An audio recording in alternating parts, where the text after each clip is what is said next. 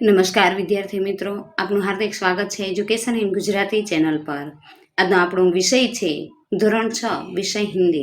તેમાં આપણે જોઈએ ચેપ્ટર नंबर 3 समझदार नहीं। प्रश्न पहला है, निम्नलिखित प्रत्येक प्रश्न के उत्तर के लिए दिए गए विकल्पों में से सही विकल्प चुनकर लिखिए। उसमें पहला है, नहीं कौन थी? ए लड़की, बी बतख, सी गिलहरी और डी गुड़िया। उसका उत्तर है बी बतख। दूसरा है, किसने डंक न मारने का वचन दिया? ए बिच्छू, बी मकोड़ा, सी सांप और डी इनमें से एक भी नहीं। उत्तर है ए बिच्छू। तीसरा है, कौन प्रसन्न होकर थिरकने लगा? ए बिच्छू, बी नन्ही की माँ, सी नन्ही और डी बत्तख। जवाब है सी नन्ही। चौथा प्रश्न है, बिच्छू ने नन्ही से प्रार्थना की, मुझे मार डालो, मुझे धक्का मारो, मुझे बचा लो या मुझे छोड़ दो। जवाब है सी, मुझे बचा लो। पांचवा है, नन्ही ने बिच्छू को बचाया क्योंकि उसने एक बार नन्ही को बचाया था, उसे बिच्छू पर दया आई, बिच्छू अभी छोटा था और बिच्छू उसका दोस्त था। बी उसे बिच्छू पर दया आई। छठा है, बिच्छू गिड़गिड़ाकर बोला, मुझे बचा लो, मुझ पर दया करो, मुझे सांस लेने दो या मुझे छोड़ दो। उत्तर है बी, मुझ पर दया करो। सातवां है, बिच्छू ने कहा, अब वो किसी को ए डंक नहीं मारेगा, परेशान नहीं करेगा, मारेगा नहीं या गाली नहीं देगा। उत्तर है ए डंक नहीं मारेगा।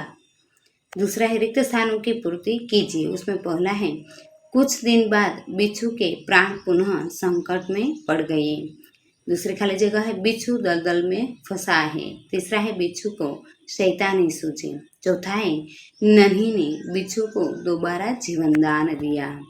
अब हम प्रश्न तीसरा देखते हैं। सही वाक्य के सामने सही का और गलत के सामने गलत का निशान लगाइए। उसमें पहला है, नन्ही शर्म से पानी पानी हो गई। यह वाक्य गलत है। दूसरा है, बिच्छू ने नन्ही को डंक मारा। यह वाक्य सही है। तीसरा है, नन्ही खुश होकर तालाब में चल दी। यह वाक्य गलत है। चौथा है, भलाई करना नन्ही का स्वभाव है। यह वाक्य सही है। पांचवा है, बिच्छू को शैतानी सूझी। यह वाक्य सही है। चौथा है, निम्नलिखित प्रश्नों के एक दो वाक्य में उत्तर लिखिए। पहला है, नन्ही ने क्या निश्चय किया? उसका उत्तर है, नन्ही ने निश्चय किया कि वह हमेशा मुसीबत में पड़े को बचाती रहेंगी। दूसरा है, नन्ही का स्वभाव कैसा था? नन्ही का स्वभाव अच्छा था, वह हमेशा दूसरों की मदद करती थी। तीसरा है, बतख का नाम क्या है? बतख का नाम नन्ही है। नन्ही कहाँ गई थी? नन्ही बतख नदी के तट पर गई थी। पांचवा है, बिच्छू की कौन सी आदत थी? उसका उत्तर है, बिच्छू को डंक मारने की आदत थी। छठा है, नन्ही ने क्या सोचकर दूसरी बार बिच्छू को बचाया? नन्ही ने यह सोचकर बिच्छू को दूसरी बार बचाया कि शायद अब उसने डंक मारने की गंदी आदत छोड़ दी होगी। प्रश्न सातवां है, यदि तुम नन्ही की जगह होते तो बिच्छू के साथ कैसा बर्ताव करते? यह उत्तर विद्यार्थी अपनी परिस्थिति के अनुसार लिखेंगे। प्रश्न नंबर 5वां है, निम्नलिखित प्रश्न के उत्तर लिखिए। उसमें पहला है, नन्ही ने अपने स्वभाव के बारे में क्या कहा? उसका उत्तर है, नन्ही ने अपने स्वभाव के बारे में कहा कि भलाई करना मेरा स्वभाव है, मैं तुमसे बदला लेने के लिए अपनी अच्छी आदत क्यों छोड़ दूँ? मेरा काम बचाना है, मैं मुसीबत में पड़े को बार बार बचाती रहूँगी।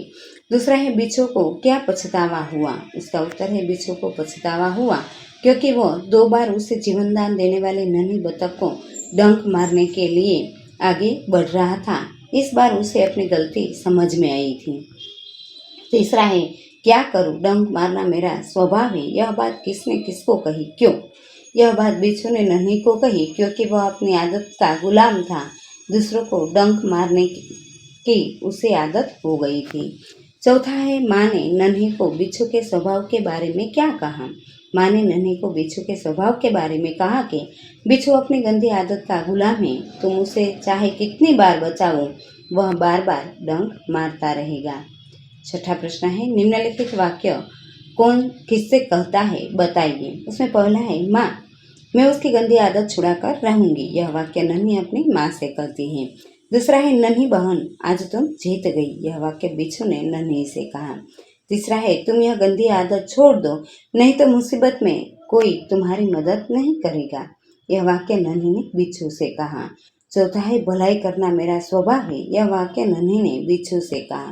पांचवा है मैं वचन देता हूँ कि अब मैं किसी निर्दोष जीव को डंक नहीं मारूंगा, यह बिच्छू ने नन्ही से कहा। सातवां है सूचना अनुसार लिखी, चित्र को देखकर कहानी लिखी। उत्तर है किसी जंगल में बरगद का एक पेड़ था, उस पर एक कबूतर रहता था। पेड़ के पास एक नदी बहती थी। एक दिन नदी के किनारे एक चींटी कहीं जा रही थी। वह नदी के तेज बहाव के कारण नदी में जा गिरी। बहुत कोशिश करने के बाद भी नदी में बहती जा रही थी। कबूतर की नजर उस चींटी पर पड़ी। कबूतर ने चींटी को बचाने की ठान ली। उसने एक सूखा पत्ता चोंच में उठाया और चींटी के पास जाकर रख दिया। चींटी ने तुरंत ही उस पत्ते को पकड़ लिया और उस पर चढ़ गई। कबूतर धीरे धीरे उसे किनारे ले आया। चींटी ने कबूतर का धन्यवाद दिया और अपने बिल में चली गई। कुछ दिन की बात है, चींटी कुछ खाना ढूंढ रही थी। उसी समय उसकी नज़र पेड़ के पीछे छुपकर निशाना लगा रही शिकारी पर पड़ी।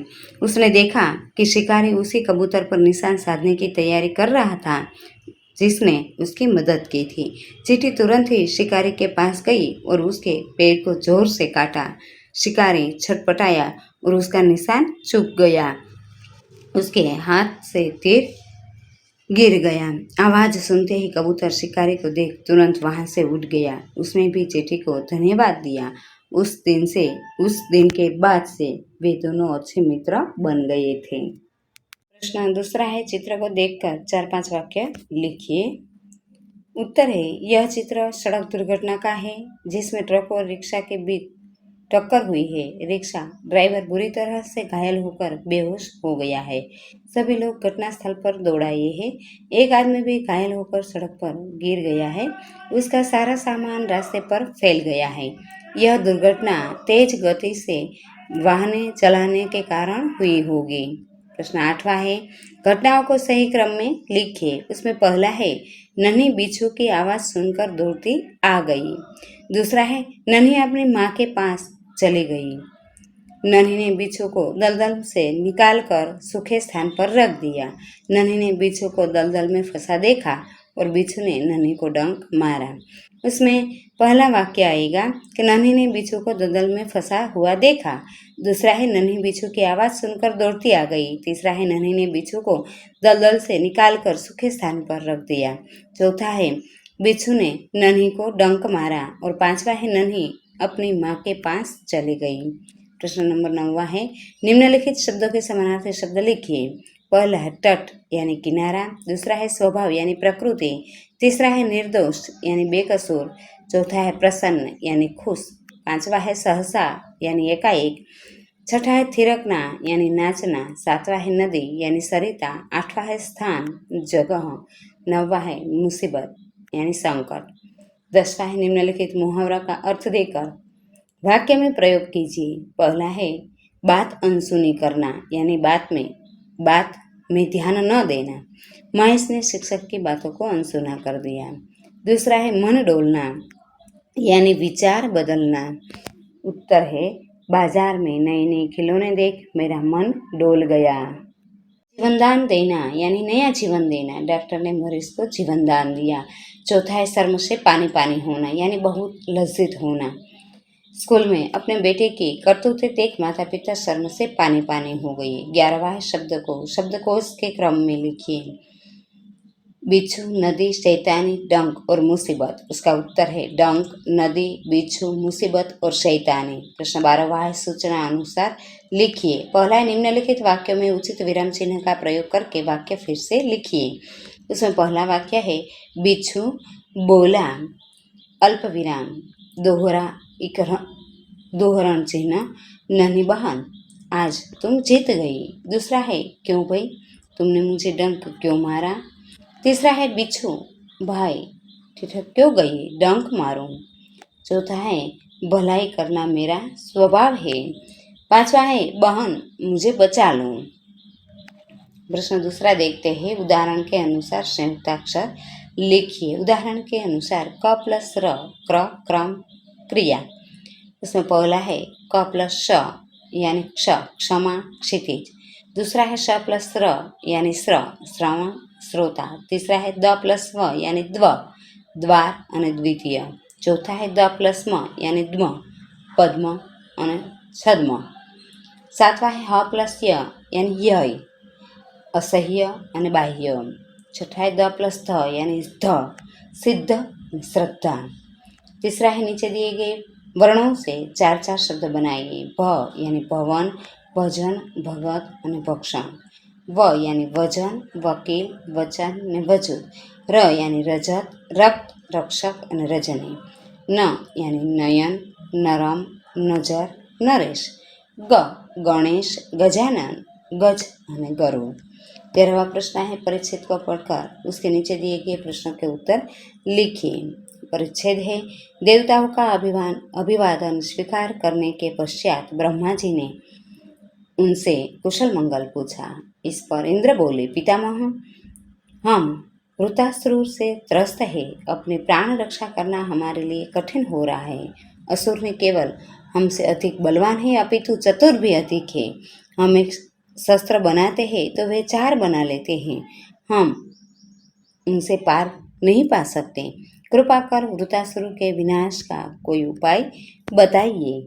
पहला है असुरों के बारे में इंद्र ने क्या कहा। उसका उत्तर है असुरों के बारे में इंद्र ने कहा कि हम वृतासुर से त्रस्त हैं, असुर हमसे अधिक बलवान हैं और चतुर भी हैं। हम एक शस्त्र बनाते हैं तो वे चार बना लेते हैं। दूसरा प्रश्न है देवता ब्रह्मा जी के पास क्यों गए। उसका उत्तर है देवता ब्रह्मा जी के पास वृतासुर के विनाश का उपाय पूछने के लिए गए।